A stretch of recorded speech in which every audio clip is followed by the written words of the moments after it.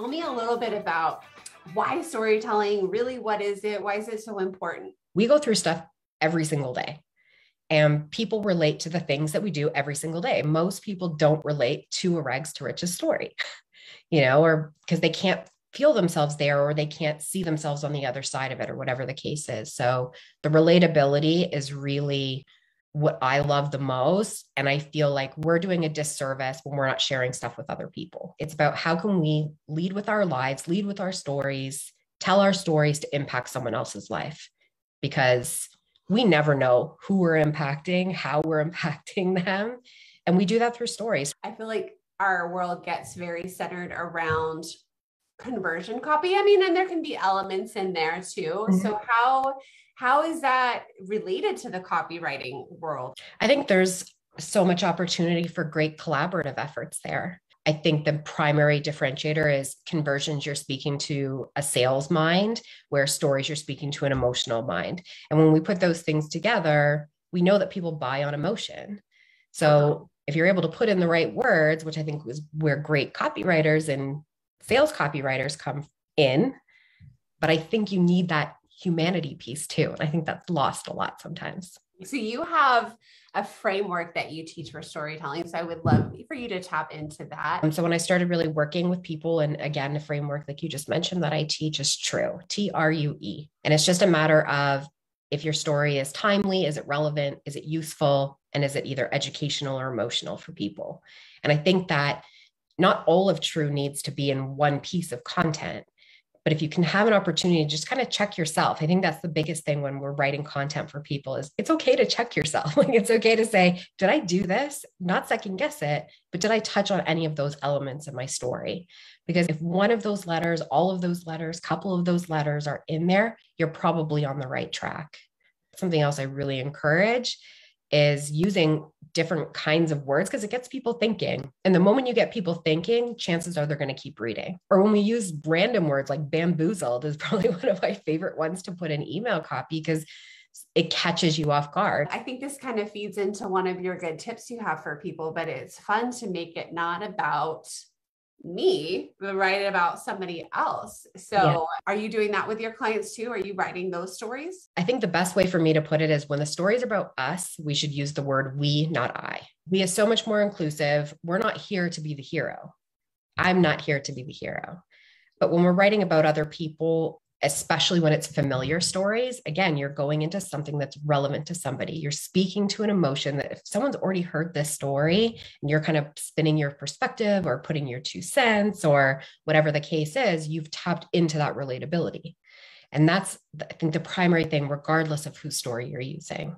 What advice do you have when creating this content? What goes behind that with you and what you do with your clients? The first thing we want to know is who we're talking to. I'm such a huge advocate about persona. And there's so many clients that they want to jump in and do content. I'm like, who are we speaking to? Because it matters. I think that's the biggest thing when we're writing content for businesses. I think we're seeing such a huge trend in storytelling, finally, in the past few years, that if we just keep in mind who we're talking to, and if you know that your clients are, 60 plus, they live in a small town. For me, I think I'm talking to my parents. So I'm going to write as if I'm talking to them. And I think that that's so important when we're writing copy, because when things become more conversational, they just flow a lot better. And a lot of times when I'm working with my students, I have them just voice note all of their content, because we are so informal when we speak, but it's like we get our fingers on a keyboard and all of a sudden it's like we have to use all these terms. It's like, no, you don't need to use those terms. Think about the ads that you like. Think about the copy that you like. Being so real with what we do and what we would like is so key, and just putting that into your content. With attention spans so low and so much noise, what are some suggestions you have for holding attention long enough? Start with the climax. Start with what problem you're about to solve, or start with an obstacle that is a relatable story. Start with that punch. Because you're absolutely right. What's going to make me click see more on Facebook, or what's going to make me read an entire caption on Instagram? What's going to prompt me to click on a blog post is that opening sentence. And I always encourage stay under 7-9 words max. Do you have to always talk about yourself? No, being the guide, not the hero. And if you can be the guide through someone else's story, the hero's journey, it varies a little bit. The biggest thing is you want to take whoever's reading your content on some type of journey. And if you can make them the hero based on your life experience or your business experience or your learned lesson, use you. If you need to borrow someone else's story to get that reader to that hero place, then that's okay too. I think it's totally okay. Again, that's why I touched a lot about shifting I to we. You're not there to be the spotlight. I think it's totally appropriate to celebrate yourself or celebrate, your business or whatever the case is. Because when we celebrate ourselves, we're not necessarily soliciting clients when we're celebrating.